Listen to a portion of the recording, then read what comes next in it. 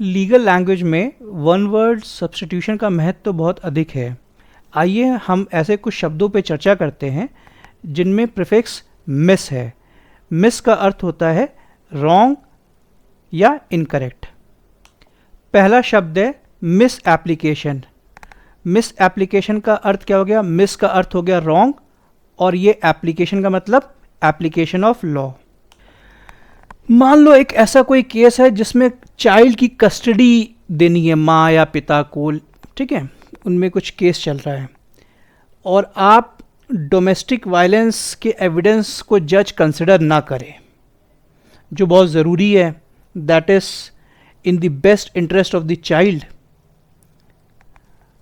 और अपना कोई डिसीजन दे दे एक महत्वपूर्ण तथ्य को नज़रअंदाज करके, तो ये बेसिकली क्या हो जाता है? Miss application of legal standards. और इसको एक और शब्द इसके लिए है कोर्ट एरर। मान लो लोअर कोर्ट हायर कोर्ट के जजमेंट्स को नज़रअंदाज करके जजमेंट दे दे, जैसे सुप्रीम कोर्ट और हाई कोर्ट के जो जजमेंट्स हैं वो बाइंडिंग होते हैं, स्टेयर डिसीजेस, प्रेसिडेंट्स, इनको फॉलो करना पड़ता है लोअर कोर्ट्स को, ठीक है, और वो फॉलो ना करें तो ये चीज़ हो जाती है legal error. This is nothing but misapplication of precedent. Civil law और क्रिमिनल लॉ में ऐसा कई वाकया आता है जिसमें मान लो कोई बंदा है कंपनी का एजेंट और वो कंपनी के जो एसेट्स हैं उनका मिसयूज़ करता है। फॉर एग्ज़ाम्पल आपने एक ड्राइवर रखा है और उस ड्राइवर का अपना एक कुछ सेट काम है, लेकिन वो गाड़ी को, आपकी गाड़ी को ना प्राइवेट यूज़ करने लग जाए, सवारी ढोने में लग जाए, आपने उसके लिए उसको ऑथराइज नहीं किया हुआ है, तो this is nothing but misapplication of property.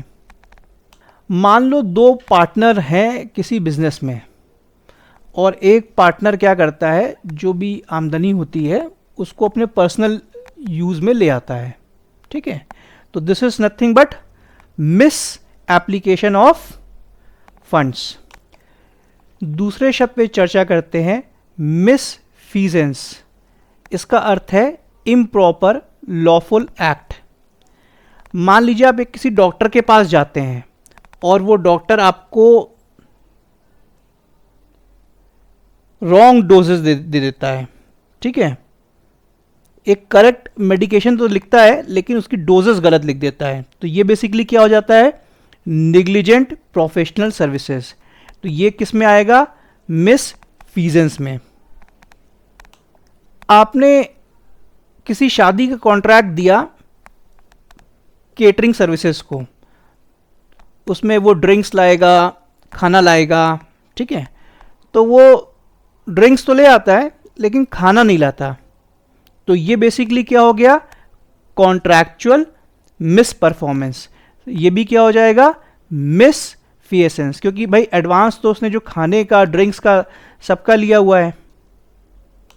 भैया एक सरकारी बाबू है, आईएएस साहब, वो क्या करते हैं, अपने साले को, साली को अपने ऑफिस में नौकरी दे देते हैं, या अपनी जात के लोगों को नौकरी दे देते हैं कॉन्ट्रैक्चुअल, या अपने गांव के लोगों को नौकरी दे देते हैं, तो ये भी क्या है? मिसफिएसेंस। इसको क्या कहेंगे? Public official मिसफिएसेंस। मिसजॉइंडर का अर्थ होता है इनकरेक्ट जॉइनिंग ऑफ पार्टीज। मान लो दो पड़ोसी हैं और दोनों पड़ोसियों का जो मकान मालिक है वो एक है। एक पड़ोसी मकान मालिक पे केस करता है कि भाई ये जो छत है ये टपक रही है, यहाँ से पानी टपक रहा है और उसका बहुत नुकसान हुआ, और उसकी वजह से उसका बहुत नुकसान हुआ और उसको नुकसान का हर्जाना चाहिए मकान मालिक से।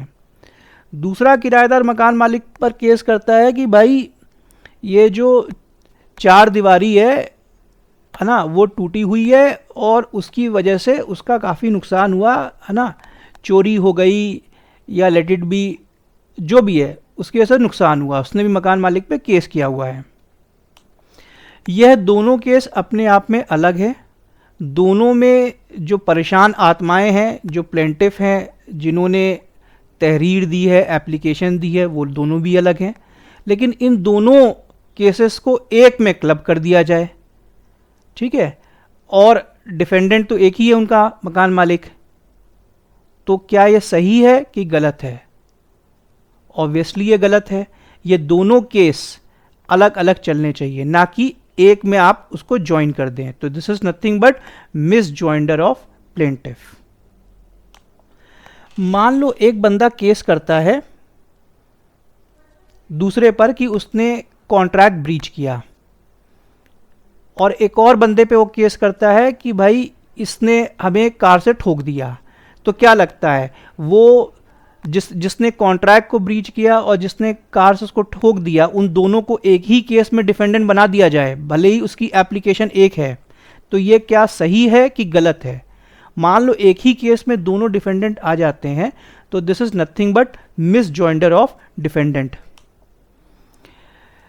चौथा वर्ड जो है वो है मिस डिमिनर। इसका मतलब होता है माइनर क्राइम, छोटे मोटे अपराध।